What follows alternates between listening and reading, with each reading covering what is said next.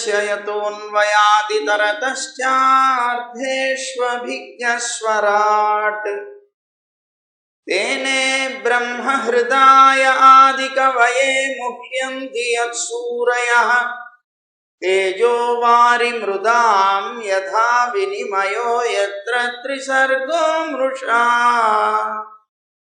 धाम्ना स्वेन सदा निरस्तकुहकं सत्यं परं धीमहि धर्मः प्रोज्झितकैतवोऽत्र परमो निर्मत्सराणां सतां वेद्यं वास्तवमत्र वस्तु शिवदं तापत्रयोन्मूलनम् श्रीमद्भागवते महामुनिकृते किं वा परैरीश्वरः सद्यो हृद्यवरुध्यतेऽत्र कृतिभिः शुश्रूषुभिस्तक्षणात् नारायणं नमस्कृत्य नरं चैव नरोत्तमं देवीं सरस्वतीं व्यासं ततो जयमुदीरयेत्। यं प्रव्रजन्तमनुपेतमपेतकृत्यं द्वैपायनो विरहकातर आजुहाव पुत्रेति तन्मयतया तरवोऽभिनेदुः तं सर्वभूतहृदयं मुनिमानतोऽस्मि। श्रीमद्भागवतं पुराणतिलकं यद्वैष्णवानां धनं यस्मिन् पारमहंस्यम् एकममलं सत्यं ज्ञानं परं गीयते यत्र ज्ञानविरागभक्ति नैष्कर्म्यमाविष्कृतम् निगमकल्पतरोर्गलितं फलं सुखमुखादमृतद्रवसंयुतं पिबत भागवतं रसमालयं मुहुरहो रसिका भुवि भावुका। ज्ञानानन्दमयं देवं निर्मलस्फटिकाकृतिम् आधारं सर्वविद्यानां हयग्रीवमुपास्महे। श्रीरङ्गसिंहगिरिदेशिकपादसेवा प्राप्ताखिलद्रविडवेदरहस्यजातं श्रीगौतमान्वयजमाश्रितभागधेयं गोपालदेशिकमहं शरणं प्रपद्ये। संसारसागरे मग्नं दीनं मां करुणानिधे कर्ममोहगृहीताङ्गं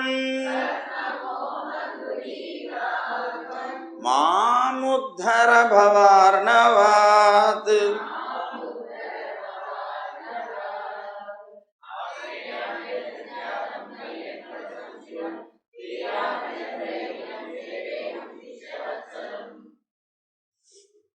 జై గోవింద. పొద్దున 24 మంది గురువులను గురించి వాళ్ళ యొక్క పేర్లను వివరించారు.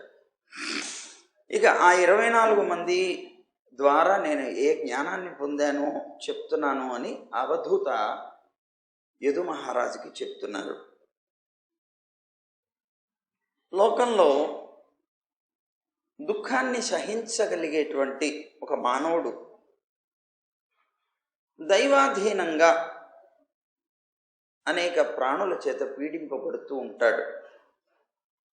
అలా పీడింపబడినప్పటికీ కూడా ఎవరైతే దుఃఖాన్ని సహించగలిగినటువంటి వాడై ఉంటాడో అలాంటి వాడు ఇది దైవికంగా జరిగింది లేదా నా ప్రారబ్ధానుసారంగా జరిగింది అని భావించి ధర్మ మార్గం నుంచి మాత్రం ఎటువంటి పరిస్థితుల్లో విచలితుడు కాడు. ఎంతటి దుఃఖం కలిగినప్పటికీ కూడా. ఇప్పుడు ధర్మరాజాదులు ఉన్నారు, వాళ్ళకి కలిగినటువంటి దుఃఖం ఈ లోకంలో ఎవ్వరికీ కలగదేమో.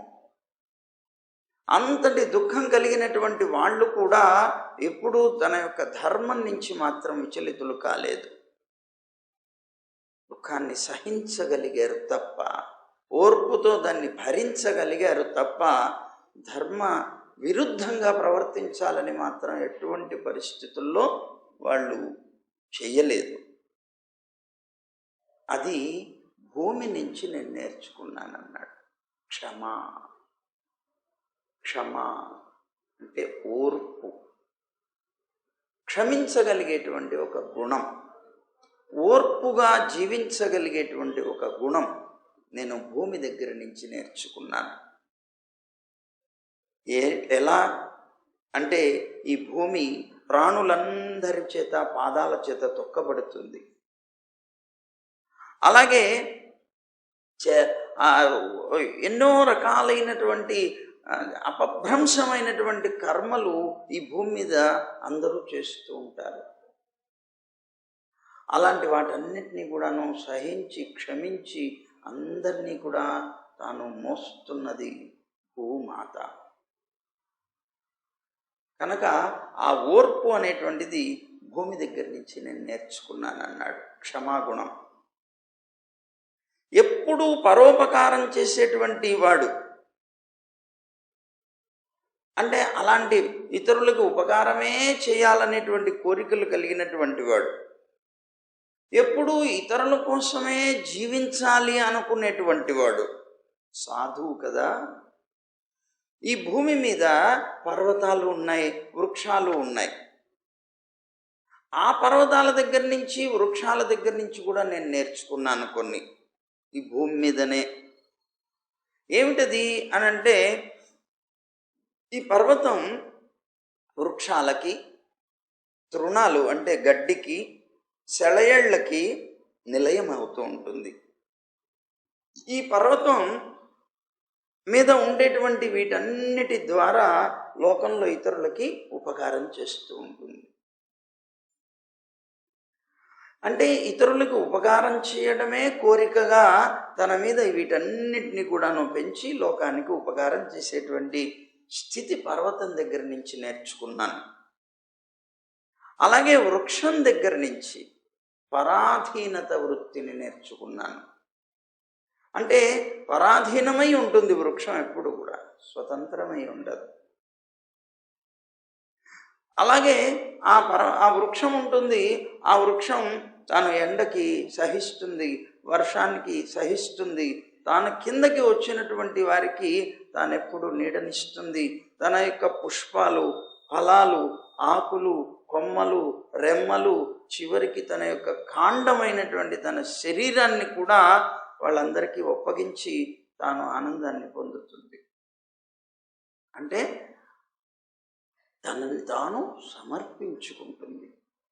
ఇతరులకి ఉపకరించడమే జీవితం అనేటువంటి భావనతో తన సర్వస్వాన్ని కూడా సమర్పించేటువంటి వృక్షం దగ్గర నుంచి నేను అది నేర్చుకున్నాను. ఇతరులకి ఉపకరించేటువంటి జీవితం కావాలి. పరహితం, ఇతరులకి హితం చేయడం అనేటువంటిది కావాలి, పరోపకారం చేయడం కావాలి. ఈ రెండు గుణాలు పర్వతం దగ్గర నుంచి, వృక్షం దగ్గర నుంచి, ఈ భూమి మీద ఉన్నటువంటి వాటి నుంచి నేర్చుకున్నాను. అలాగే జ్ఞానం అనేటువంటిది నశించకుండా తన వాక్కుని, తన మనస్సుని ఎటువంటి పరిస్థితుల్లోనూ విచ్చలవిడిగా వెళ్ళనివ్వకుండా వాటిని నిగ్రహిస్తూ ఉండేటువంటి ముని ఎవరైతే ఉన్నాడో అతని యొక్క ఇంద్రియ వృత్తులతో కాకుండా ప్రాణవృత్తులతో సంతోషం పొందేటువంటి వాడు కావాలి. వీటిని నిగ్రహించి యథార్థంగా ఇంద్రియాలన్నీ కూడాను పరుగులెత్తి అనేక రకాల సుఖాలు, భోగాలు కలిగించాలని ప్రయత్నం చేస్తాయి. కానీ వాటిని విచ్చలవిడిగా వదిలేసి వాటి ద్వారా నువ్వు సుఖాన్ని పొందటం అనేటువంటిది చేయకూడదు. మునివైనప్పుడు నువ్వు సామాన్యమైనటువంటి లౌకికుడిగా బ్రతికేటప్పుడైతే అది సామాన్యం. కానీ మునిగా జీవించాలి అనుకున్నప్పుడు, మోక్షం కోసంగా జీవించాలనుకున్నప్పుడు ఆ ఇంద్రియాలను విచ్చలవిడిగా వెళ్ళే ప్రయత్నం చేయనివ్వకూడదు, వాటిని నిగ్రహించాలి అన్నారు. అలా నిగ్రహిస్తూ ప్రాణవృత్తులతోనే జీవనం సాగించాలి. ఇంద్రియ వృత్తులతో కాదు, ప్రాణవృత్తులతో జీవించాలి. అంటే ఏంటి? ప్రాణవాయువు ఉన్నది, ప్రాణవృత్తులతో అంటే ప్రాణవృత్తులు లాగా అనుకోండి. ఇప్పుడు ప్రాణవాయువు ఉన్నది, ఈ ప్రాణవాయువు ఏం చేస్తుంది? తాను చేయవలసినటువంటి క్రియ ఏదైతే ఉన్నదో దాన్నే చేస్తూ వెళుతుంది, కానీ రూపం మీదనో రసం మీదనో దానేమి అపేక్ష పొంది ఉండదు. జీవితాన్ని రక్షించడానికి కావలసినంత మాత్రం ఆహారాన్ని స్వీకరించి శరీరంలో ప్రాణవాయువు సంచరిస్తూ ఉంటుంది, కానీ అది మాత్రం ఇంకా ఇతరమైనటువంటి ఇంద్రియ వృత్తుల్ని తాను తీసుకోదు ప్రాణవాయువు. అలాగే ముని కూడా జీవనం సాగించాలి అని అంటున్నారన్నమాట. ఆ తర్వాత యోగులైనటువంటి వారు, రెండవది ఏమిటి? వాయువు. మొదటిది భూమి, రెండవది వాయువు. యోగులైనటువంటి వారు సుఖదుఖాది చింతారహితమైనటువంటి మనస్సుతో నానా గుణాలు కలిగినటువంటి ఆ విషయ సమూహాన్ని అనుభవిస్తున్నప్పటికీ కూడా, యోగులైనటువంటి వారు అనేక రకాలైనటువంటి విషయాల్ని తాము అనుభవిస్తున్నప్పటికీ కూడా వాయువులాగా అనాసక్తులై ఉండాలి అని వాయువు దగ్గర నుంచి నేర్చుకున్నాను. ఎందుకని అంటే ఆ వాయువు దగ్గర ఉన్నటువంటి గుణం ఏమిటి అంటే అది గంధాన్ని మోసుకొని వెళుతుంది కదా. మరి ఒక పుష్పంలో ఉండేటువంటి గంధాన్ని మోసుకొని వెళుతుంది, కానీ ఆ గంధానికి అది వశం కాదు. గంధానికి అది మోహం పడదు, గంధాన్ని మాత్రం మోసుకెళ్తుంది.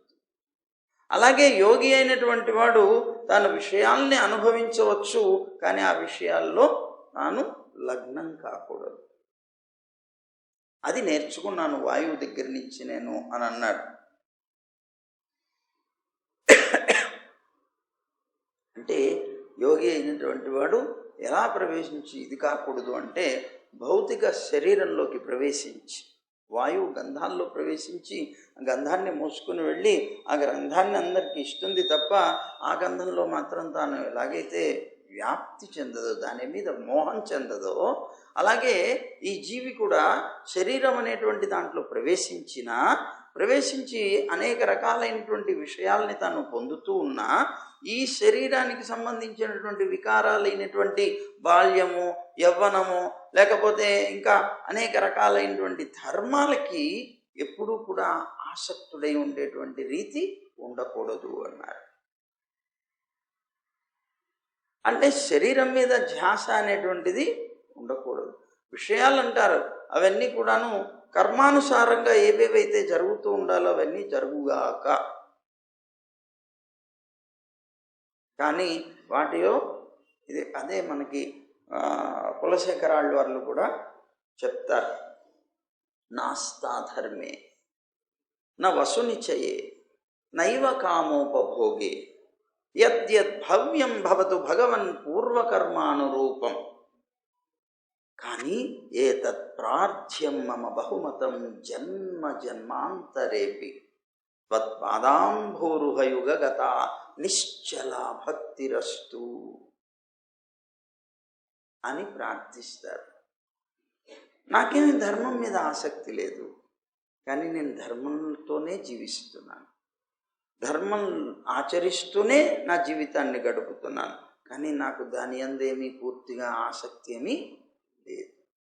మరి నువ్వు ఎలా ధర్మాన్ని ఆచరిస్తున్నావయా? నీకు ఆసక్తి లేనప్పుడు నా ప్రారబ్ధానుసారంగా, నా పూర్వ కర్మానుసారంగా ఏదేదైతే జరగవలసి ఉందో అవి జరుగుతూ వెళుతూ ఉన్నాయి, కానీ నేను మాత్రం దాంట్లో వేలు పెట్టడం లేదు. అది జరగని, అది ఏం జరుగుతుందో అది జరగని అని ఎదురు చూస్తూ వెళుతున్నానే తప్ప నేను మాత్రం దాంట్లో పూర్తిగా లగ్నం అయిపోయి ఇదే చేయాలి, ఇది ఇలా కాకూడదు, ఇది ఇలా అవ్వాలి అని నాకేం దాని మీద ఆసక్తి లేదు. ఇది ఇలాగే కావాలి, ఇలా కాకూడదు ఏమి. నా పూర్వకర్మానుసారంగా ఏది జరుగుతుందో జరగని, నాస్తా ధర్మే. నాకు ఇప్పుడు మాత్రం ప్రస్తుతం నాకు దాని మీద ఏమీ ఆసక్తి లేదు, అదే నాకు పురుషార్థం అనేటువంటి జీవితం లేదు. నా వసునిచయే, ఏదో గొప్పగా ఆర్జించేద్దాం, బ్రహ్మాండంగా సంపదలన్నీ కూడాను కూడగట్టేసుకుందాం, బ్రహ్మాండంగా రాజ్యాన్ని విస్తరింపజేసుకుందాం, సుఖాలు భోగాలు అన్నిట్లో తేలిపోదాం, ఏమీ లేదు. మరి నువ్వు రాజభోగాలన్నీ అనుభవిస్తున్నావు కదా. నా పూర్వకర్మానుసారంగా నాకు ఇది వచ్చింది, దాన్ని అనుభవిస్తున్నాను, కానీ దాని యందు ఆశ మాత్రం లేదు. నవసు నిశ్చయే నైవ కామోపభోగే, లోకంలో ఉండేటువంటి అనేక రకాలైనటువంటి భోగాలు, కామాలు, కోరికలు, ఇవన్నీ పూర్వకర్మానుసారంగా ఏది జరిగితే అది జరిగి, ఏ తద్భవ్యం భవతు భగవన్ పూర్వకర్మానురూపం, ఏది జరగవలసి ఉన్నదో అది జరగనీగాక. ఇది ఇలా జరుగుతోందేమిటి అని నేను దుఃఖపడను, ఇది ఇలా జరగలేదేమిటి అని నేను ఆశపడను. ఏది జరిగితే అది జరుగుగాక నా ప్రారబ్ధానుసారం. ఎప్పుడైతే అలా ఉన్నామో అర్థం ఏంటి, అక్కడ నా పూర్వకర్మానుసారంగా జరుగుతుంది, జరగని. నేను ఇప్పుడు దాన్ని గురించి కోరట్లేదు అంటే నాకు ఆశ లేదు. కానీ నాకు మాత్రం ఒక్క ఆశ ఉన్నది, ఒక్కటే ఒక కోరిక ఉన్నది. నా వసునిచే నైవ కామోపభోగే ఏతత్ ప్రార్థ్యం మమ బహుమతం. జన్మాంతరేపి, నీ ఇష్టం, నాకు ఎన్ని జన్మలైనా నువ్వు ఇచ్చుకో, ఎన్ని జన్మలెత్తినా నేను ఏ రకంగా నిన్ను కోరినా ఒకటే ఒకటి కోరతాను. తత్పాదాంభోరుహయుగగత నిశ్చల భక్తిరస్తు. నీ యొక్క పాదార విందాల యందు నిశ్చలమైనటువంటి భక్తి నాకు కలిగితే చాలు, మిగిలినవి ఏమీ నేను కోరను, దేటి మీద నాకు ఆశ అక్కర్లేదు. ఏది జరిగితే అది జరగని, అది దుఃఖకరమైందే కావచ్చు, సుఖకరమైందే కావచ్చు, నా ప్రారబ్ధం ఇలా ఉన్నది అని అనుభవిస్తాను. మౌనంగా నేను అనుభవిస్తాను తప్ప ఎటువంటి పరిస్థితుల్లో ఇది ఇలాగెందుకు జరగాలి, అది అలా ఎందుకు జరగకూడదు అని మాత్రం వివాదంలోకి వెళ్ళను. ఎప్పుడు వెళ్తాను నేను, దాని మీద ఆసక్తి ఉన్నప్పుడు, నాకు ఆశ ఉన్నప్పుడు అది ఎందుకు జరగలేదు అని నేను పట్టుబడతాను. నాకు ఆశ లేదు, ఇంకా నాకు నా ఆస్తి ఏమిటి, అందుకనే నా ఆస్త ముందే చెప్పేశారు, నాకు ఆశ లేదు. దాని నాకున్న ఒకే ఒక ఆశ నీ యొక్క పాదార విందాలని పొందడం, అంతకు మించి నాకేమీ లేదు. అదిగో అది ఉంటుందట ఇక్కడ. ఆ భావనని గురించి చెప్తున్నారన్నమాట ఇక్కడ. ఆ ముని అయినటువంటి వ్యక్తి ఎప్పుడు కూడా ఈ విధంగా వాయువులాగా అనాసక్తమై ఉండాలి, దాంట్లోనే ఉంటున్నా దాని మీద ఆసక్తి లేకుండా ఉండాలి. గంధాన్ని మోసుకొస్తున్నవాడు గంధాన్ని తాను అనుభవించకూడదా, తన కర్మ మాత్రమే చేస్తాడు, ఇంకొకటి మాత్రం దాని మీద ఆశ లేదన్నమాట. అట్లా అలాగే దేహాంతర్గతుడైనటువంటి ముని బ్రహ్మస్వరూపాత్మకమైనటువంటి భావన ద్వారా లోపల అంతర్యామిగా పరమాత్మ ఉన్నాడు, అలాగే దేహం లోపల జీవుడు ఉన్నాడు. ఆ లోపల ఉన్నటువంటి జీవుడు బ్రహ్మస్వరూపాత్మకమైనటువంటి భావనతో, అంటే పరమాత్మని తాను భావిస్తూ జీవనం సాగించేవాడు. తాను ఆ పరమాత్మని ఆకాశంలాగా భావించాలి. ఆకాశం ఎలాగైతే అంతటా వ్యాపిస్తుందో, అది స్థావరాలు లేవు, జంగమాలు లేవు, అలా మనుషులు లేదు, దేవతలు లేదు, అలా ఉండేటువంటి అన్నిటిలో కూడాను అధిష్టాతృ రూపంలో ఉంటుంది కదా, సర్వగతమై ఉంటుంది కదా. అలాగే ఈ ఆత్మ కూడా అన్ని జీవరాశుల్లోనూ వ్యాపించి ఉన్నది అని తెలుసుకోవాలి. అన్ని జీవరాశుల్లోనూ వ్యాపించేటువంటి ఆత్మ ఒకే ఆత్మ అంతటా వ్యాపించిందా? కాదు. అన్ని జీవరాశుల్లోనూ అనేకమైనటువంటి ఆత్మలు ఉన్నాయి, కానీ జ్ఞానాకారంగా సమానమై ఉన్నాయి. లోకంలో కొంతమంది ఒకటే ఆత్మ ఉన్నది, ఈ ఆత్మే అన్ని జీవరాశుల్లో వ్యాపించింది. అన్ని జీవరాశుల్లో అదే ఆత్మ వ్యాపించి ఉంటే ఆత్మకి సంబంధించినటువంటి అనుభవాల్లో తేడాలు వస్తాయి కదా. ఇప్పుడు మాలోనో మీలోనో వీళ్ళలోనూ వారిలోనూ అందరిలోనూ ఒకే ఆత్మ ఉన్నదనుకోండి. ఒకడు ఏడిస్తే లోకం అంతా ఏడవాలి, ఒకడు సంతోషిస్తే లోకం అంతా ఒకేసారి సంతోషించాలి. జరుగుతుందా? అది జరగడం లేదు. అంటే అంతటా ఒకే ఆత్మ వ్యాపించింది అని చెప్పడానికి అవకాశం లేదు. ఒకరు ఏడుస్తుంటే ఇంకొకడు నవ్వుతూ ఉంటాడు. కారణం ఏమిటి? ఈ శరీరంలో ఉండే ఆత్మ వేరు, ఆ శరీరంలో ఉండే ఆత్మ వేరు. కనుక ఈ శరీరంలో ఉండేటువంటి ఆత్మ తన యొక్క పూర్వకర్మానుసారంగా ఉండేవన్నీ అనుభవిస్తుంది, అందులో ఉండేటువంటి ఆత్మ అపూర్వకర్మానుసారంగా అవి అనుభవిస్తూ ఉంటుంది. కానీ మరి ఆత్మలన్నీ సమానం అని అంటారు కదండి. ఎలా సమానం? జ్ఞానాకారంగా సమానం. గుర్తుపెట్టుకోండి. సమానం అంటే ఒకే ఆత్మ అంతటా ఉంది అని కాదు. అక్కడ జ్ఞానాకారంగా సమానమైనటువంటి అంటే అర్థం ఏంటి? ప్రతి ఆత్మ జ్ఞానస్వరూపమే, ప్రతి జీవుడు జ్ఞానస్వరూపమే. కనుక ఇందులో ఉన్న జీవుడైనా, అందులో ఉన్న జీవుడైనా, ఇందులో ఉన్న జీవుడైనా, అందులో ఉన్న ఆఖరికి ఒక చిన్న చీమలో ఉన్న జీవుడైనా సరే జ్ఞానాకారంతోనే ఉంటారు. కనుక జ్ఞానాకారంగా ఆత్మలన్నీ సమానం, అది గుర్తుపెట్టుకోవాలి. అంతేగాని అంతటా వ్యాపించి ఒకడే ఆత్మ ఉన్నాడు, ఇద్దరు లేరు ముగ్గురు లేరు అనుకుంటే అప్పుడు ఈ బాధలు రావు. ఒకరికి దుఃఖం, ఒకరికి సంతోషం, ఇట్లాంటివి అనిపించవు అని మన పెద్దలందరూ కూడా వ్యాఖ్యానిస్తారు. కనుక ఇక్కడ ఆకాశంలాగా అంతటా కూడా సర్వగతమై ఉన్నటువంటి ఆత్మని భావన చేయటం నేర్చుకున్నాను నేను. ఆకాశం నుంచి నేర్చుకున్నది ఏమిటంటే ఈ ఆత్మ అన్ని జీవరాశుల్లోనూ వ్యాపించి ఉన్నది. ఒకటి ఈ ఆత్మ అంటే జీవుడు అనుకున్నాం. ఇప్పుడు జీవుడిని పక్కన పెట్టండి. ఆత్మ శబ్దానికి పరమాత్మ కూడా అర్థం వస్తాడు కనుక పరమాత్మ సర్వాంతర్యామి అయి సర్వ జగత్తు కూడాను లోపల బయట అంతటా వ్యాపించినటువంటి వాడు కనుక అతను ఈ ఆకాశంలాగా వ్యాపించి ఉన్నాడు అనేటువంటిది నేను తెలుసుకున్నాను. ఒకటి. అలాగే వాయువుల చేత ప్రేరేపింపబడినటువంటి మేఘాలు ఉంటాయి కదా. మరి ఆకాశం ఉంది, ఆకాశంలోకి మేఘాలు వచ్చాయి. ఎట్లా వచ్చాయి? గాలి చేత. ఆ గాలి ప్రేరేపిస్తే అలా వచ్చి ఆకాశం వచ్చింది. కానీ ఆకాశం దాంతో సంబంధం ఏర్పరచుకుంటుందా? ఉండదు.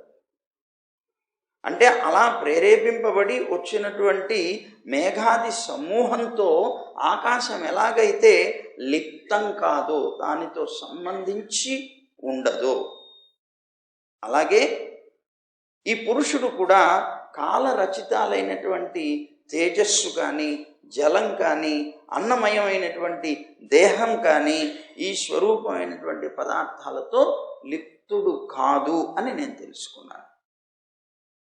ఆకాశం ఏదైతే మేఘాలన్నీ కూడాను వ్యాపించినా ఆ మేఘాలతో సంబంధం లేకుండా, కానీ మన మేఘాలు ఎక్కడున్నాయని చెప్తాం? ఆకాశంలోనే ఉన్నాయి. కానీ ఆకాశాలతో ఈ మేఘాలకేమి.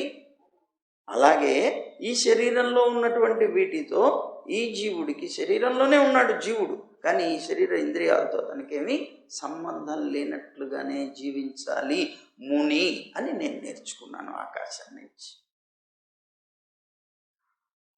అలాగే జలం ఉన్నది, ఇది నాలుగవది.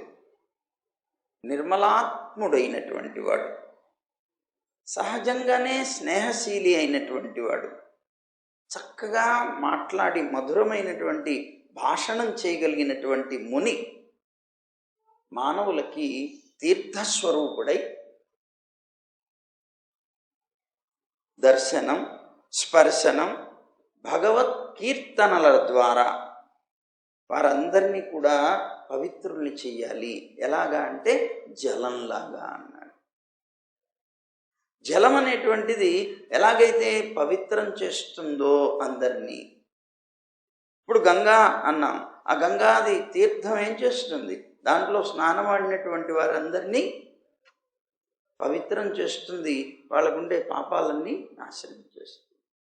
అలాగే ముని అయినటువంటి వాడు తాను ముందు నిర్మలాత్ముడై ఉండాలి, నిర్మలమైనటువంటి మనస్సుతో జీవనం సాగించాలి.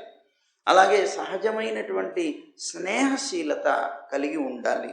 ఎప్పుడు మాట్లాడినా మధురమైనటువంటి మాట, ఎదురువారికి ఆనందం కలిగించేటువంటి మాట మాట్లాడాలి. ఇలా ఉండేటువంటి మానవుడు తీర్థస్వరూపుడే అవుతాడు, జలంలాగా.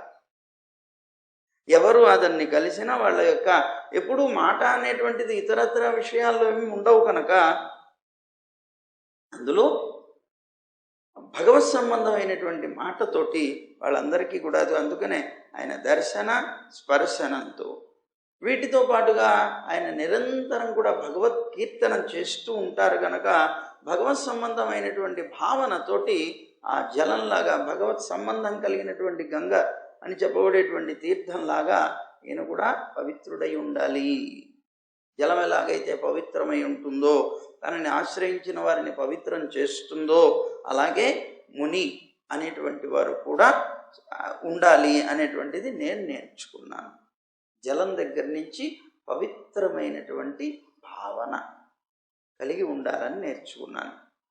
అలాగే అగ్ని ఐదవది.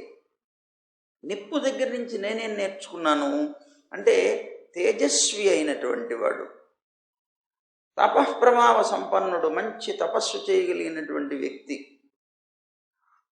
ఇతరుల దగ్గర నుంచి ఏ విధమైనటువంటిది తీసుకోనటువంటి వాడు, ముక్త స్వభావుడైనటువంటి ముని అన్ని వస్తువుల్ని భక్షించినా కూడా అగ్నిలాగా ఎలాంటి మాలిన్యం పొందడు అని తెలుసుకున్నాను. ఎందుకంటే సహజంగానే పవిత్రమైనటువంటి వాడు కనుక ఆ ముని దగ్గరికి వచ్చేటువంటి ఏ మలినమైనా కూడా పవిత్రమే అవుతుంది తప్ప ఇతన్ని మాత్రం మలినం చేయలేదు. ఇప్పుడు గంగలో మునిగాం మనం. ఎవరు మునుగుతున్నారు? మనం అంటే పాపాలకి నిలయమైనటువంటి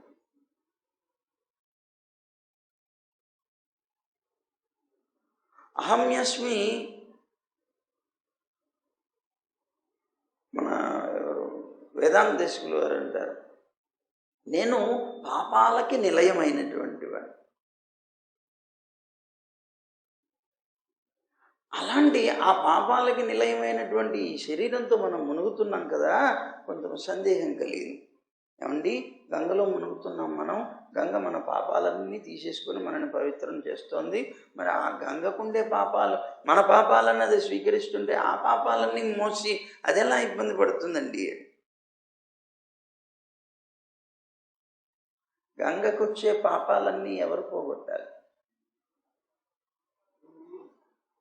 అన్నమాట. అంటే ఆ గంగకి చేరేటువంటి ఈ పాపాలన్నిటినిట దాంట్లో స్నానం చేసేటువంటి మహానుభావులైనటువంటి ఋషుల వల్ల అది పాపాలు పోగొట్టుకుంటుందిట గంగాజలం. అలాగా పోగొట్టుకుంటుంది. సరే, అది సహజంగా పవిత్రమైంది. ఇప్పుడు గోవు ఉన్నది, కొన్ని పాపాలకి ప్రాయశ్చిత్తం మనకి శాస్త్రం గోవుని స్పృశించమని చెప్తుంది. నువ్వు చేసిన ఈ పాపానికి ప్రాయశ్చిత్తంగా వెళ్ళి గోవుని స్పృశించవయ్యా, నీ పాపం పోతుందని. మరి ఆ పాపం పోతుందంటే ఎక్కడికి పోతుంది? అది గోవుకు వచ్చేస్తుందా? అంటే సహజంగానే పవిత్రమైంది అది. ఆ పవిత్రమైనటువంటి దాని దగ్గరికి వెళ్ళేది ఏదైనా సరే అది పవిత్రం అవుతుంది, కానీ అది అపవిత్రం కాదు. ఇప్పుడు అగ్ని ఉన్నది, అగ్నిలో పవిత్రమైన ద్రవ్యాలు వేస్తాం, అలాగే అనేక రకాలైనటువంటి చెత్త చెదారాలు కూడా ఇప్పుడు ఎక్కడైనా తగలబడుతోంది అనుకోండి, అనేకమైనవి ఉంటాయి. అందులో పవిత్రమైనవి ఉంటాయి, అపవిత్రమైనవి ఉంటాయి. ఇవన్నిటినీ కూడాను చేరుతుంది అగ్ని.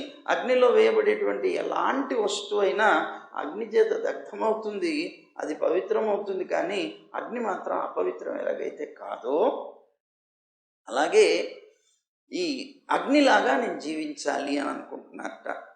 సర్వవిధ వస్తువుల్ని భక్షించిన అగ్ని పవిత్రంగా ఎలా ఉంటుందో అలాగే నేను కూడా అగ్ని నుంచి అలాంటి పవిత్రతని పొంది ఉండాలి అని నేర్చుకున్నాను.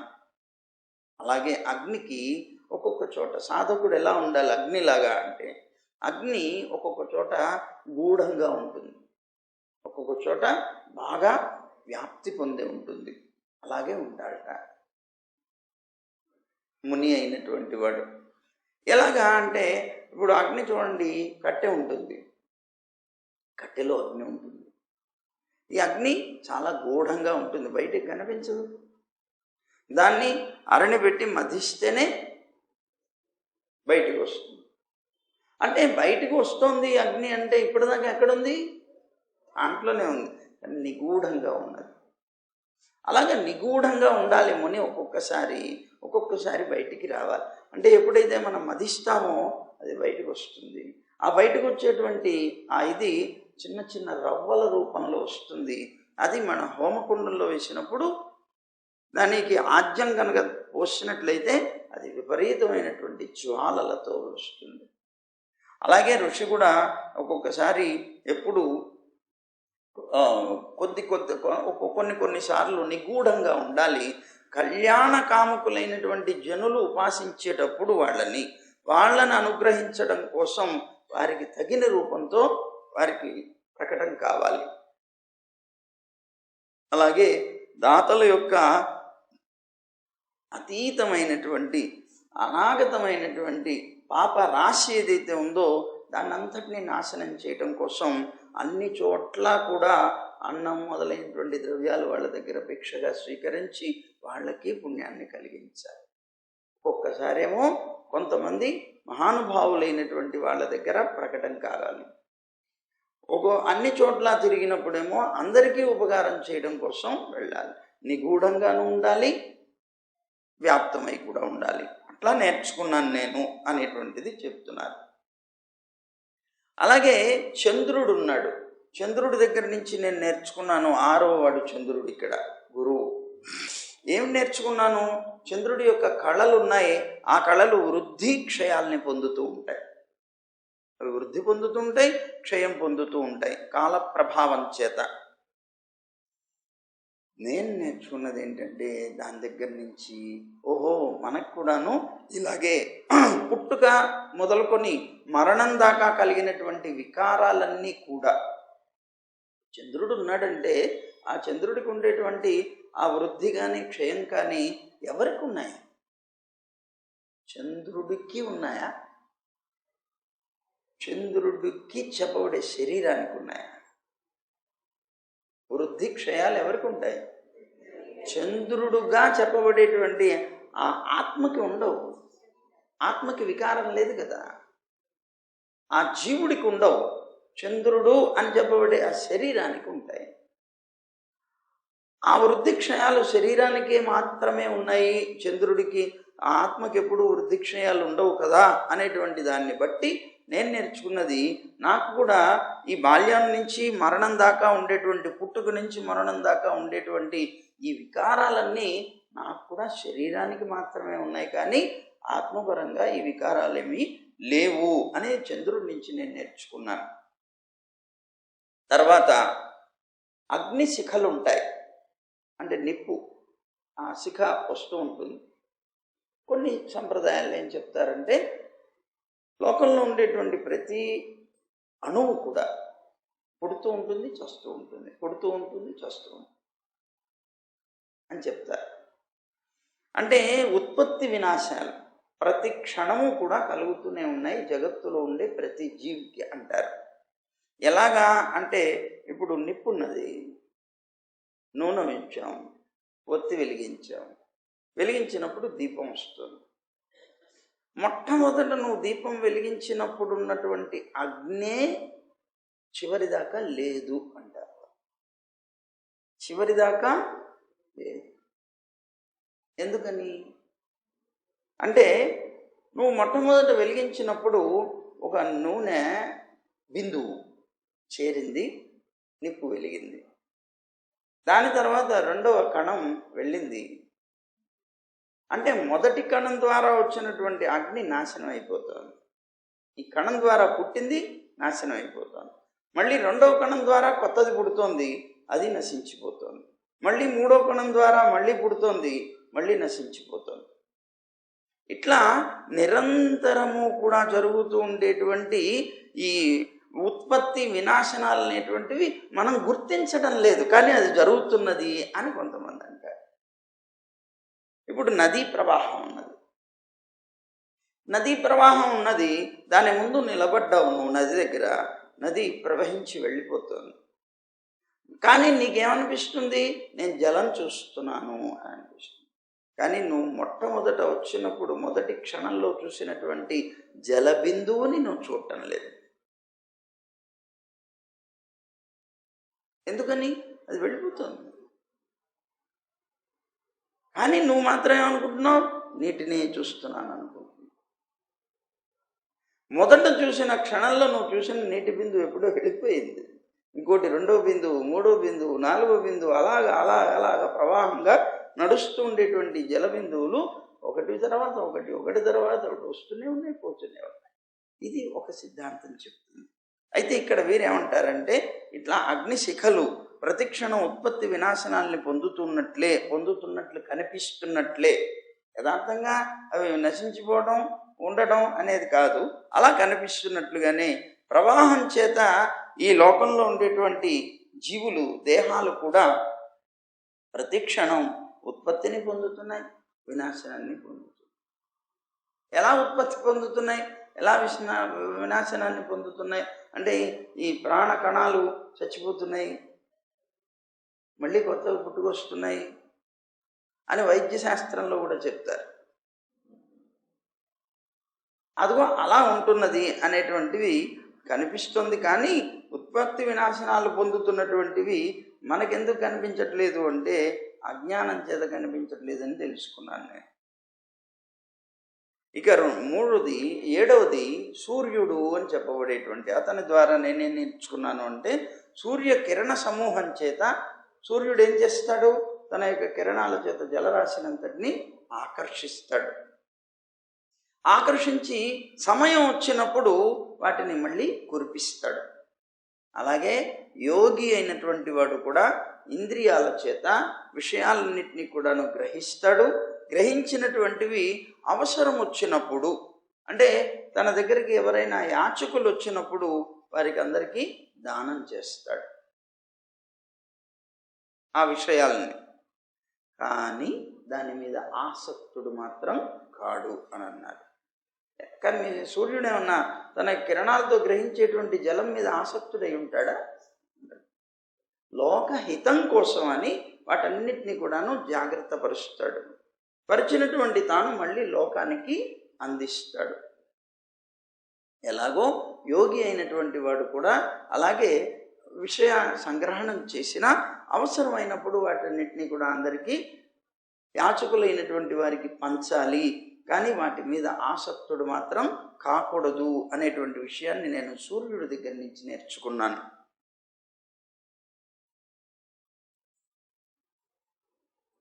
తర్వాత కపోతం,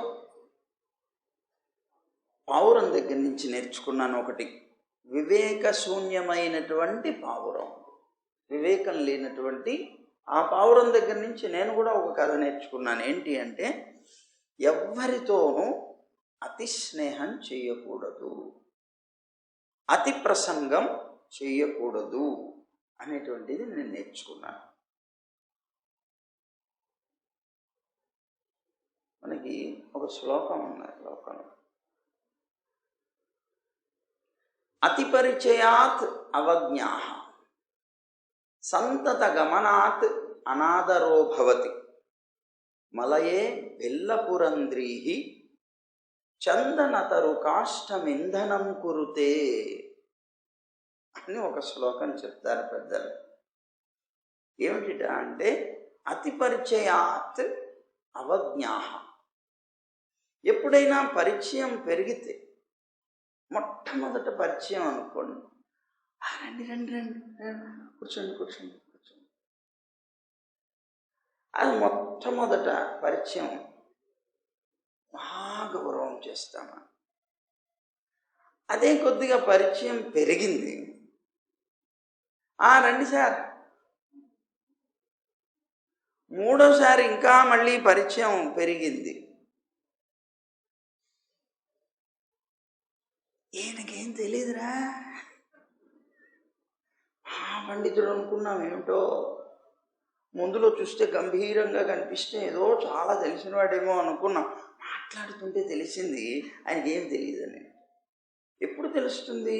పరిచయం పెరిగినప్పుడు. అదే పరిచయం లేదనుకోండి, నీకేమీ తెలియకపోయినా గంభీరంగా ఉన్నామంటే అబ్బో విద్యా నిధి అనుకుంటారు వాడు. నోరు తెరిస్తే బయటపడుతుంది అంటుంటారు చూడండి, అదేనమాట. నోరు తెరిస్తే బయటపడుతుంది వీళ్ళకు ఉండేటువంటి జ్ఞానం ఏమిటో, వీళ్ళ యొక్క రంగు ఏమిటో అంటుంటారు చూసారా. అతి పరిచయాత్ అవజ్ఞాహ.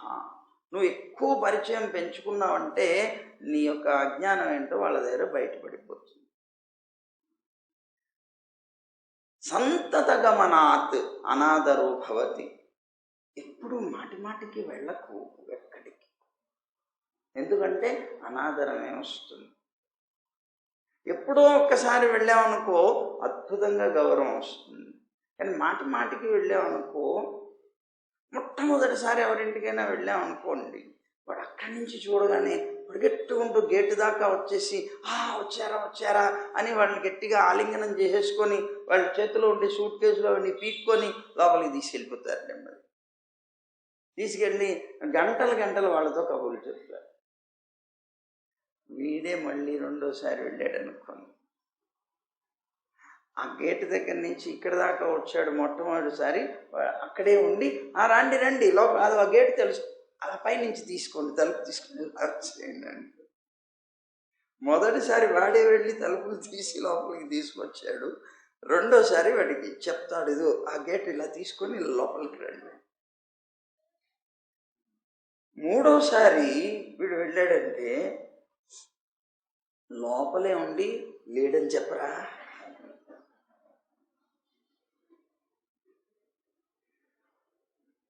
సంతత గమనాత్ అనాదరో భవతి. మాటి మాటికి కనుక నువ్వు వెళ్ళావు అంటే నీకు అనాదరమే లభిస్తుంది. దీనికి ఉదాహరణ ఒకటి చెప్పారు. ఏమిటి ఆ ఉదాహరణ అంటే, మలయే భిల్లపురంద్రి, మలయ పర్వతం మీద ఈ భిల్ల స్త్రీలు ఉంటారు కదా, వాళ్ళందరూ కూడా మలయ పర్వతం మీద చందనపు తరువులు ఎక్కువట, చందనపు చెట్లు చాలా ఎక్కువగా ఉంటాయట. మనకేమో చందనపు ఇంత చిన్న ముక్క కొనుక్కోవాలంటే 1000 రూపాయలు 2000 అంటారు. చాలా అపురూపంగా దాన్ని దాచుకొని అప్పుడప్పుడు కొద్దిగా తీసి, మరి ఎక్కువ తీస్తే మళ్ళీ కొనవలసి వస్తుందని కొద్ది కొద్దిగా మాత్రమే కృష్ణుడికి అలా పోస్తూ ఉంటాం మనం. ఎందుకు? అది లభించదు ఎక్కువ. ఒకవేళ లభించినా కూడాను డూప్లికేట్లే వస్తున్నాయి, వాళ్ళ ఒరిజినల్స్ ఎక్కడా దొరకడం లేదు. అందువల్ల దొరకదు కనుక మనకు అపురూపం. కానీ మలయ పర్వతం మీద అంతా చందనపు చెట్లేట.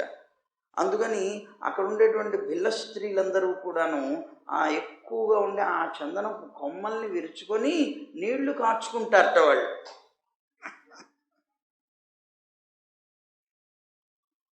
ఏం చేస్తారండి? నీళ్లు కాచుకుంటారట స్నానాలు చేయడానికి. ఎక్కువైపోతే అనాదరం వస్తుంది, అందుకని ఇది పనికిరాదు అని చెప్పారన్నమాట.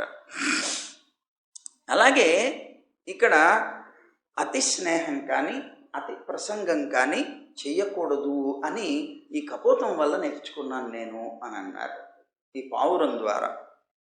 ఎట్లా నేర్చుకున్నారయ్యా అంటే ఆ పావురం కథ చెప్తున్నారు. ఒక అడవిలో ఒక పావురాల జంట ఒక చెట్టు మీద నివసిస్తోంది, గూడు నిర్మించుకొని.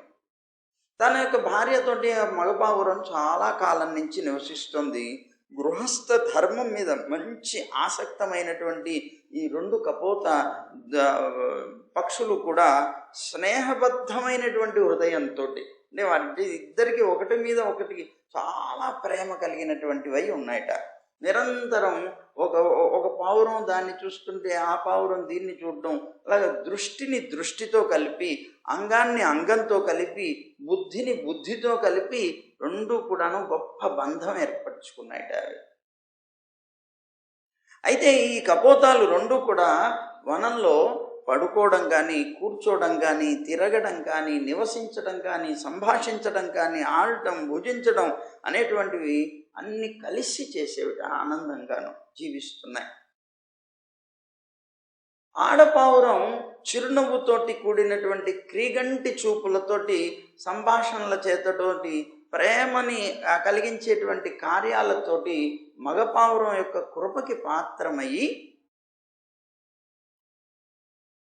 ఏ ఏ పదార్థాలనైతే ఈ ఆడపావురం కోరిందో దానికి వశమైనటువంటి మగపావురం వెళ్ళి, ఇంద్రియ నిగ్రహాన్ని కోల్పోయినటువంటి మగపావురం చాలా కష్టపడినా సరే సంపాదించి తన భార్యని సంతోషపెట్టాలి అని తెచ్చిపెట్టేదిట. అంత బాగా ఒకరికొకరు అభిమానంతో బ్రతుకుతున్నారు. ఆ తర్వాత పతివ్రత అయినటువంటి ఈ కపోతం, ఈ ఆడపావురం గర్భాన్ని దాల్చింది, ప్రథమ గర్భం. అది దాల్చిన తర్వాత ప్రసవం కాలం సమీపించింది. భగవంతుని యొక్క అనుగ్రహం చేత చక్కని గుడ్లు పెట్టింది. అది కాలం సమీపించింది, ఆ గుడ్లు పగిలి రావటం, అది భగవంతుని యొక్క అనుగ్రహం చేత అది పగిలై దాంట్లో నుంచి పిల్లలు వచ్చాయి. చక్కని కాళ్ళు కలిగి మంచి సున్నితమైనటువంటి శరీరం కలిగినటువంటి పిల్లలు పుట్టేట. దాంట్లో దాని యొక్క అవయవాలు కానీ, రోమాలు కానీ కోమలంగా ఉన్నాయట. పిల్లలు ఎవరు పుట్టినా, పందికి పిల్ల పుట్టినా కూడా చాలా అందంగా ఉంటుంది. మీరు ఎప్పుడైనా చూశారో లేదు, చూడండి, మీరు ఎప్పుడైనా చూడండి. లోకంలో చిన్న పిల్లలు ఏ జీవికైనా సరే చాలా అందంగా ఉంటుంది, చాలా మృదువుగా ఉంటారు, కోమలంగా ఉంటారు. అలాగే ఈ పక్షులు కూడా అలా ఉన్నారట. ఆ కోమలమైనటువంటి శరీరం కలిగినటువంటి ఆ కపోత దంపతులు తమ యొక్క సంతానం చిన్నగా నెమ్మదిగా వాటికి ఉండేటువంటి ఆ మృదువైనటువంటి శరీరాలతో వాటిని తాకుతుంటే అబ్బా ఎంత ఆనందపడిపోతారు. చూడండి, లోకంలో మనుషులు కూడా పిల్లలకి అన్న తర్వాత ఆ పిల్లల్ని ఎత్తుకొని ఆ స్పర్శతో ఆనందాన్ని పొందుతారు. అలాగే ఇక్కడ ఈ సంతానం నెమ్మదిగా కూజితాలు, అంటే చిన్న అరుపులు అరుస్తూ ఉన్నాయట. అవి పిల్లలు కనుక మాట్లాడుతూ ఉంటే ముద్దుగా మాట్లాడుతున్నాడని ఆనందించినట్లుగా ఈ కూజితాలు, మధురమైనటువంటి శబ్దాలు, వీటన్నిటినీ కూడా విని ఆనందించి ప్రేమతో వాటిని పెంచుతున్నాయట ఈ పావురాలు. ఎప్పుడూ కూడాను సంతోషంగా ఉండేటువంటి ఆ పక్షి సంతానం ఏదైతే ఉందో వాటి సుకుమారమైనటువంటి రెక్కల చేత తల్లిదండ్రులకి సుఖస్పర్శ కలిగించేవిట. ఆనందంగా అలా తగులుతూ ఉంటే ఆ శరీరానికి ఉండేటువంటి సుఖమైనటువంటి స్పర్శతోటి తల్లిదండ్రులు చాలా ఆనందించేవారట. పావురపు తల్లిదండ్రులు వాటి యొక్క కూజితాలు, అరుపులు, అమాయకమైనటువంటి చేష్టలు, చిన్నగా పక్షులు అలా ఎగరటం అనేటువంటి రెక్కలతోటి అలా ఎగురుతూ ఉంటే అవన్నీ చూసి చాలా ఆనందాన్ని పొందేవారట ఆ పావురాలు 2 కూడా. ఈ విధంగా ఈ 2 కూడా విష్ణు మాయ చేత మోహితులైపోయి పరస్పరం ఆసక్తమైనటువంటి మనస్సుతోటి ఈ కపోత దంపతులు సంతాన పోషణ అనేటువంటి ఆ దీంట్లో చాలా వ్యగ్రమైపోయేవారట, బిజీ అయిపోయేవారట వాళ్ళు. ఎందుకు? కలిగిన పిల్లల్ని పెంచి పోషించాలి, అందుకోసం. సరే, అప్పుడు ఈ కపోత ద్వయం అంటే ఈ పావురాల జంట తమ సంతానం కోసం ఆహారం తేవడం కోసం అని అడవికి వెళ్ళిపోయినాయి 2 కూడా. చాలా కాలం వరకు ఆ అడవిలో తిరిగి ఆహారాన్ని తీసుకురావడం కోసం సంచరిస్తున్నాయట. ఈ లోపల ఒక వ్యాధుడు వచ్చాడట. వ్యాధుడు, పక్షులు కొట్టేవాడు వచ్చాడు. వాడేం చేశాట, అంతా తిరుగుతూ ఉంటే ఈ చిన్న అరుపులు అరుస్తూ ఉన్నటువంటి గూడు కనిపించింది. ఓ, ఓహో ఇందులో ఇవే ఉన్నాయని చెప్పి వల వేశాడు దానికి. ఎప్పుడైతే ఆ వల వేశాడో, వల పన్నాడు, వలలో చిక్కుకొని ఉన్నాయి అవి. అలా వల వేసేసి తర్వాతైనా తీసుకుంటాడు వాడు, అలా వేసేసాడు. సరే పాపం ఈ నిరంతరం ఈ సంతాన పోషణ కోసంగా తపన పడేటువంటి ఈ కపోత దంపతులు ఏవైతే ఉన్నాయో చాలా ఉత్సాహంగా ఆహారాన్ని తీసుకొని గూటికి వచ్చేట బాబు. ఎప్పుడైతే గూటికి వచ్చాయో చూడగానే వలలో చిక్కుకున్నటువంటి ఈ పిల్లలు కనిపించారు. ఆ పిల్లలు ఎప్పుడైతే తల్లులు వచ్చాయో వెంటనే తల్లుల వంక అలా అమాయకంగా చూస్తూ దుఃఖిస్తున్నటువంటి ఆ దుఃఖాన్ని చూసి భరించలేకపోయారు బాబు. ఆ సంతానాన్ని చూసి ఆడపావురం పెద్దగా ఏడుస్తూ వాటి దగ్గరికి పరిగెట్టుకుంటూ వెళ్ళిపోయిందిట. అయ్యో చిక్కుపోయారు నా పిల్లలని చాలా దుఃఖపడిందిట. భగవంతుడి యొక్క మాయ చేత దాని యొక్క చిత్తం ఏదైతే ఉందో, మనస్సు ఏదైతే ఉందో చాలా దీనమైపోయిందిట దుఃఖంతో. వెంటనే వలలో చిక్కుకున్నటువంటి పిల్లల్ని చూసి స్మృతి లేనటువంటిదై దాంట్లో పడిపోయింది. అది కూడా చిక్కుపోయింది, ఆ స్పృహ పోయింది, దాంట్లో స్పృహ లేకుండా పడిపోయింది కదా. అప్పుడు ఏమైందిట, ప్రాణ సమానమైనటువంటి ఆ పిల్లలు, ఆత్మతుల్యమైనటువంటి భార్య ఇద్దరూ కూడా వల్లో పడుకునేటప్పటి చిక్కుపోయేటప్పటికే ఈ మగపావురం విపరీతంగా దుఃఖపడిపోయిందిట. అయ్యో నా ప్రాణం అయిపోయింది, నా జీవితమే వ్యర్థమైపోయింది, నష్టం అయిపోయిందని గిలగిలా కొట్టుకొని ఏడుస్తోందిట. నేను ఐహిక సుఖాల్లో పూర్తిగా తృప్తుణ్ణి కాలేదు, పారలౌకిక సుఖ సంపాదనకు విముఖుణ్ణై బతుకుతున్నాను. ఎందుకంటే నాకు వాటి మీద ఆసక్తి లేదు. నీకు భార్య పిల్లలు వీళ్ళ మీదనే జీవితం అంతా అనుకుంటూ బ్రతుకుతున్నాను. చీ ఇంతకాలము నేను వీటి మీద పడ్డాను, దుర్మతినైనటువంటి వాడిని. ఇలాంటి నన్ను చూడండి ఒకసారి, నేను ఎంత దురదృష్టవంతున్నో, నా భార్య పిల్లలు ఇలా అయిపోయారని ఏడుస్తోందట. నా గృహస్థాశ్రమం అంతా నష్టమైపోయిందని ఏడుస్తోందట. అయ్యో నేను పతివ్రతై అనుకూలమైనటువంటి అనురూపమైనటువంటి నా భార్య నన్ను వదిలిపెట్టేసి ఈ శూన్య గృహానికి నన్ను అధిపతిని చేసి వెళ్ళిపోయింది, స్వర్గానికి వెళ్ళిపోతుంది అది అని దుఃఖపడిందిట. నేను దీనుణ్ణి, నా భార్య మృతి చెందింది, నా పుత్రులు చనిపోయారు, ఇంక నేను మాత్రం ఎందుకు అనుకున్నది. ఆ విరహ వేదనతోటి ఆ కష్టప్రదమైనటువంటి జీవితాన్ని భరించాలి అంటే నేను సహించలేను అనుకొని అది కూడా దాంట్లో పడి చచ్చిపోయింది. మూర్ఖపు జీవులు అన్నారు. ఆ పావురాన్ని చూసి నేను నేర్చుకుంది ఏమిటి అని అంటే, ఆ తర్వాత బోయేవాడు వచ్చాడు, ఆ గృహస్థాశ్రమంలో ఉన్నటువంటి ఈ దంపతుల్ని పిల్లల్ని మొత్తం పట్టుకుపోయాడు, జేబులో వేసుకున్నాడు, వెళ్ళిపోయాడు. అలాగా పావురంలాగా ఉన్నటువంటి వాడు ఈ జీవుడు అన్నారు. మిథున సుఖరతుడైనటువంటి వాడు అంటే ఆ భార్యతో సుఖాన్ని నిరంతరం పొందుతూ జీవించాలనేటువంటి కోరికతో జీవించేవాడు, దీనుడైనటువంటి వాడు, ఇంద్రియ జయం లేనటువంటి వాడు, ఇంద్రియాలను నిగ్రహించుకునే శక్తి లేనటువంటి వాడు, బహుకుటుంబీకుడైనటువంటి పురుషుడు ఎవరైతే ఉంటారో అతను కుటుంబ పోషణలోనే ఆసక్తుడైపోయి తర్వాత అనేక రకాలైనటువంటి దుఃఖాలని పొందుతూ జీవనాన్ని సాగిస్తాడు. ఈ పావురం ఎలాగైతే పడిందో అలాంటి అనేక రకాలైన దుఃఖాలని పొందుతాడు అని నేను తెలుసుకున్నాను.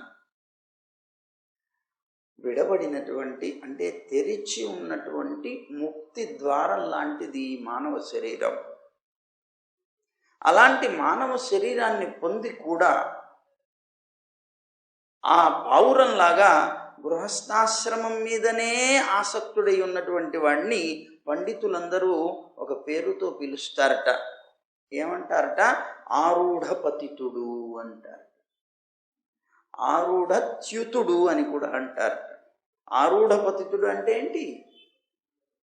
మంచి శ్రేయస్కరమైనటువంటి మార్గంలోకి ప్రవేశించి కూడా పడిపోయినవాడు అన్నమాట. అది వైకుంఠపాళి అంటారు చూడండి. వైకుంఠపాళి ఆటలు అన్నప్పుడు అలా నిత్యం ఎక్కి ఎక్కి ఎక్కి ఎక్కి పైదాకా వెళ్ళి మళ్ళీ ఏదో పావు వల్ల డామని కింద పడిపోయినాడు. ఆరూఢం అంటే ఎక్కడం, పతితుడు అంటే పడిపోయాడు. ఆ పైదాకా అంటే ఇప్పుడు మనంతా పైదాకా ఎక్కినట్లా ఎలాగండి అని అంటే మానవ జన్మకు వచ్చామంటే ఎక్కినట్లే. మనం మానవ జన్మకు వచ్చాం. ఎన్నో జన్మలు 84 లక్షల జీవరాశుల్లో అన్ని జీవరాశుల్లో పుట్టి పుట్టి పుట్టి చచ్చి పుట్టి చచ్చి పుట్టి చచ్చి ఇవాళ మానవ జన్మనిత్యాం అంటే ఆరూఢమే, ఎక్కాం మనం ఇక్కడ దాకా వచ్చి కూడా తరించకుండా మనం ఈ గృహస్థాశ్రమ ధర్మాల్లో చిక్కుకుపోయి ఉన్నామంటే మళ్ళీ పుడతాం, పడిపోయినట్టే కదా మళ్ళీ అని నేను తెలుసుకున్నాను అని అంటున్నారు ఈ అవధూత. అందువల్ల నాకు ఆ పావురాలు కూడా నాకు గురువులు అయ్యాయి అన్నారు.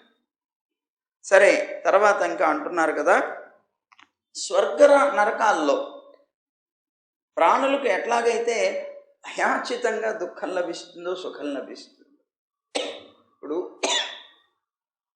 నరకానికి వెళ్ళాడు వాడు, వెళ్ళి బాబు నాకు ఆ కష్టం కొద్దిగా ఇవ్వండి, నాకు ఆ దుఃఖం కొద్దిగా ఇవ్వండి అని అడగాల, ఎవడు అడగక్కర్లేదు. అయాచితంగానే ఆ దుఃఖాలు వచ్చేస్తాయి.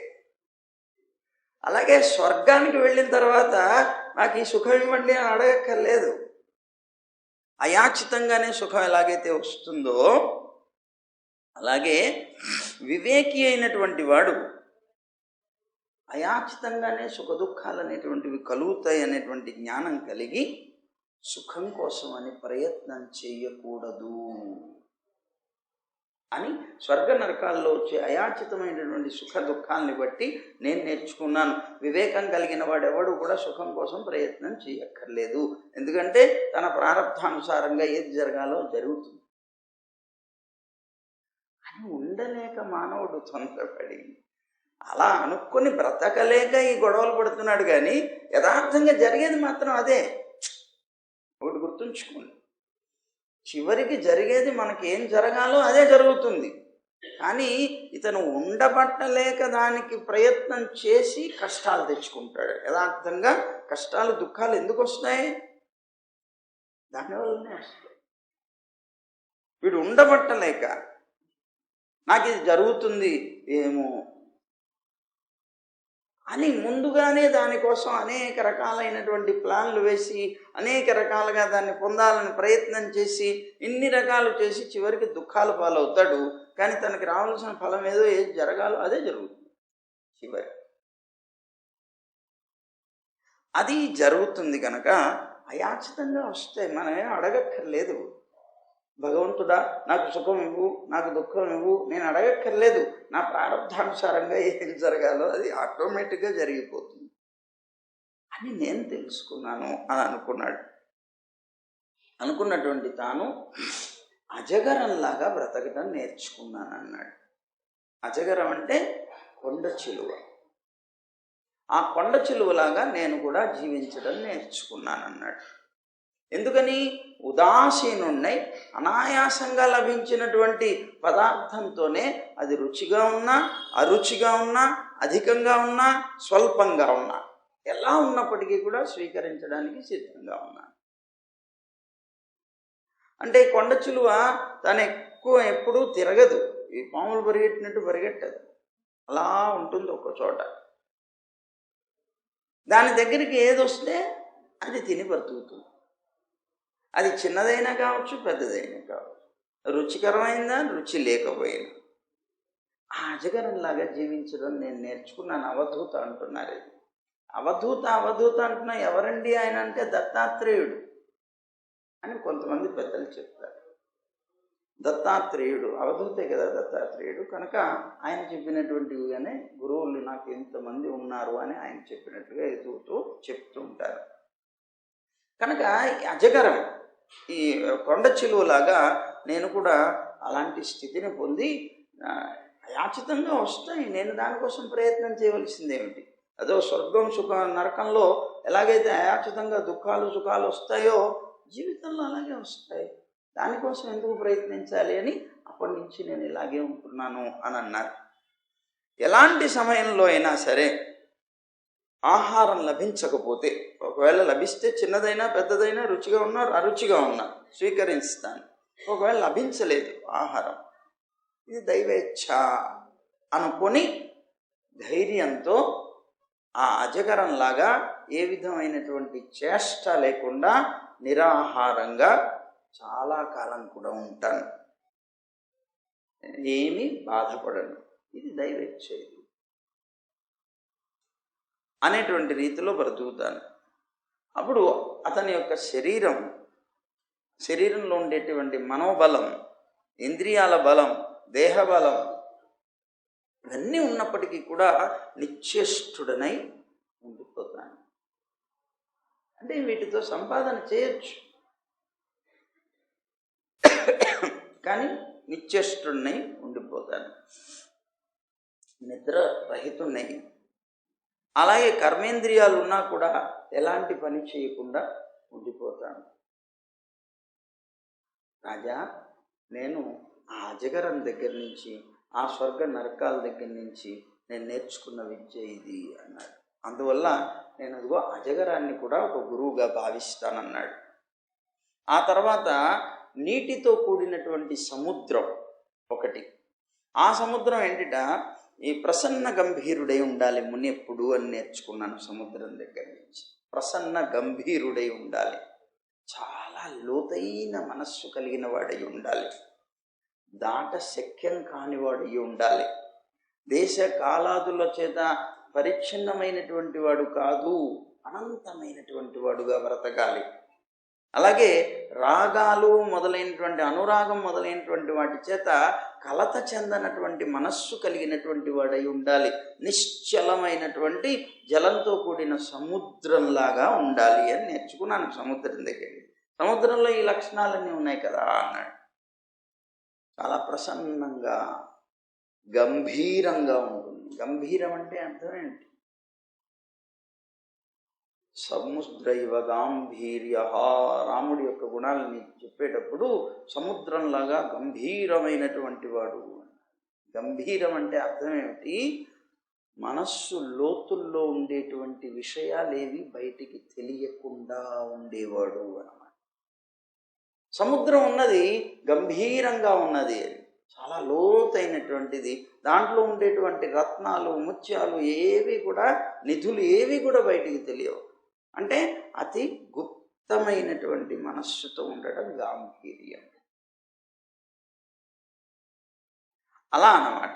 ఇదిగో అలాగే ఇక్కడ గంభీరమైనటువంటిది సముద్రం ఎలాగైతే ఉంటుందో అలాగే ఇతను కూడా భగవత్ సంబంధమైనటువంటి జ్ఞానాన్ని పొంది దాన్ని అనుభవిస్తూ ఆ అనుభవాన్ని బయటికి చెప్పకూడదుట. తర్వాత చెప్తాడు కృష్ణుడు, మళ్ళీ వస్తుంది ఉద్ధవుడికి ఉపదేశం చేసే ఉపదేశాల్లో. ఎప్పుడూ కూడా మనం చేసే చిన్న పొరపాటు ఏమిటంటే భగవత్ సంబంధమైనటువంటి అనుభవాన్ని బయటికి చెప్పేస్తాం. మనం చెప్పకూడదు. నీకు కలిగినటువంటి అనుభవాన్ని రహస్యంగానే, గుప్తంగానే ఉంచుకోవాలి, ఎప్పుడు బయట పెట్టకూడదు. అందులో సామాన్యమైనటువంటి వ్యక్తుల దగ్గర అసలు పెట్టకూడదు. ఎప్పుడైనా దాని గురించిన వివరణ తెలుసుకోవడానికి పెద్దలు, భాగవతోత్తములు, గురువుల దగ్గరైనా చెప్పవచ్చునేమో, కానీ బయట ఎవ్వరి దగ్గర కూడాను దాన్ని చెప్పకూడదు. యథార్థమే. అలా చెప్పడం వల్ల కొన్ని నష్టాలు ఉంటాయి. స్వయంగా అది కలిగితే దాన్ని అనుభవించవచ్చు, వాళ్ళ చెప్తే కూడా అలాంటివి ఉంటాయి. సరే, ఇది ఉండాలట. అంటే గంభీరమైనటువంటి వాడుగా జీవించాలి. అలాగే దాటశక్యం కానటువంటి వాడుగా ఉండాలి. అంటే ఎప్పుడు ఎవరికి లోబడి ఉండేటువంటి వాడు కాకూడదు. ఒక పరమాత్మకి మాత్రమే నేను శేషభూతుణ్ణి అనుకునేటువంటి వ్యక్తి కనుక లోకంలో ఇంకా ఏ సంబంధమైనటువంటి జీవరాశికి కూడా నేను లోబడి ఉన్నవాణ్ణి కాదు. అలానే అహంకరించడం కాదు సుమండి, స్వరూపాన్ని గుర్తుకు తెచ్చుకోవడం అంతే. మళ్ళీ అహంకారం పనికిరాదు. మళ్ళీ అలా ఉండేటువంటి వాడు కావాలి. దేశ కాలాల చేత పరిచ్ఛిన్నమైనటువంటి వాడు, ఈ దేశానికి సంబంధించిన వాడు, ఆ కాలానికి సంబంధించిన వాడు అని చెప్పదగినటువంటి వాడుగా ఉండకూడదు ముని. అన్నీ తిరుగుతూ ఉంటాడు గనక, ఒక చోట ఉండేవాడు కాదు గనక అంతటా ఉండేటువంటి వాడుగానే తిరుగుతుంటాడు. అలాగే రాగం అనేటువంటి అనురాగాల చేత వాటి చేత కలత చెందనటువంటి మనస్సు కలవాడయి ఉండాలి. అంటే అతనికి ఎప్పుడూ భగవంతుడు తప్ప ఇతరమైనటువంటి దేనియందు కూడా అనురాగం అనేటువంటిది ఉండనే కూడదు అన్నమాట. అది చెప్పారు. ఇది సముద్రంలో ఉండేటువంటి లక్షణాలు. ఆ సముద్రం దగ్గర నుంచి నేను నేర్చుకున్నాను.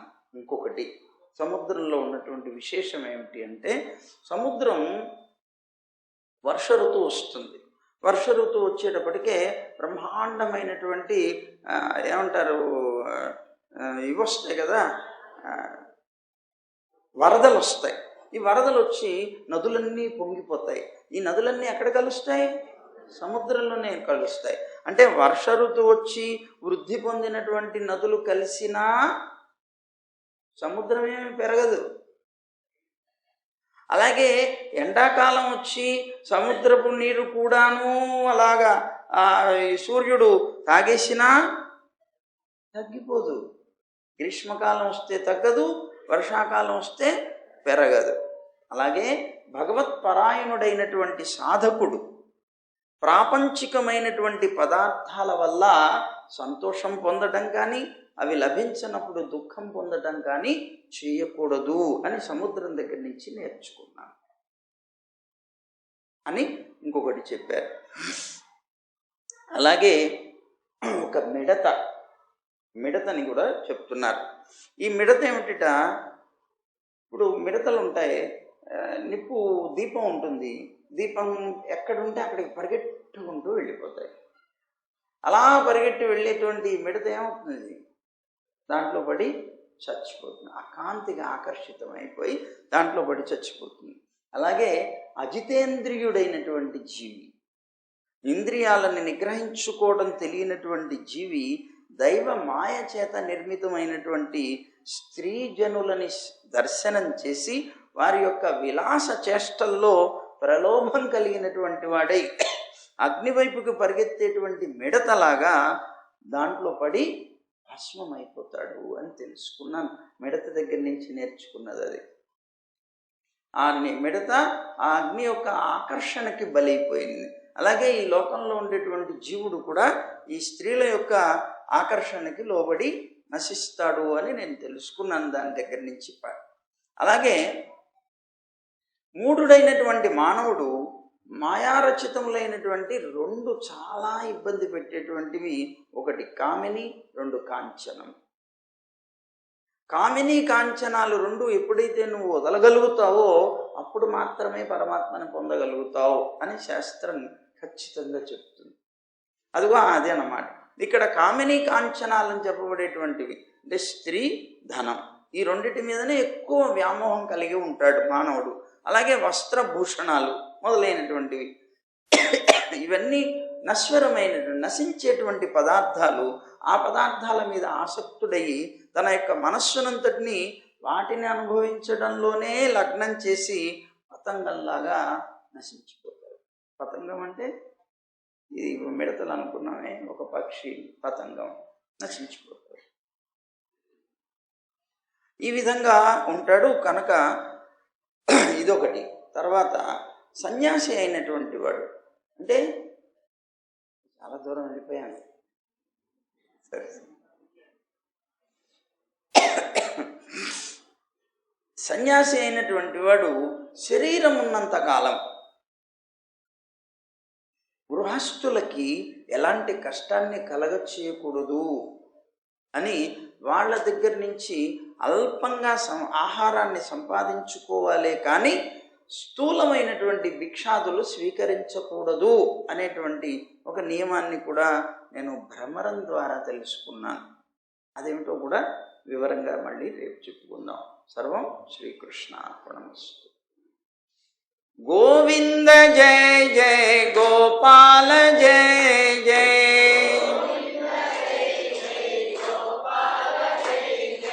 రాధారమణ హరి గోవింద జయ జయ,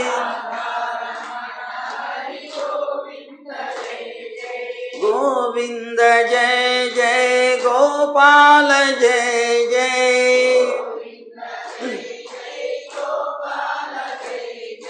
राधारमण हरि गोविंद जय जय। गोदारमण हरि गोपाल जय जय। गोविंद गोविंद गोविंद जय जय। गोवर्धनोद्धार गोविंद जय जय। गोपी मनोहर मुकुंद जय जय। गोवर्धनोद्धार गोविंद जय जय। गोपी मनोहर मुकुंद जय जय।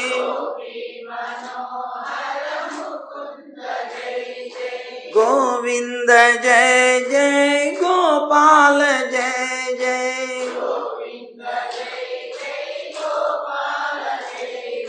गोविंद जय जय गोपाल जय जय।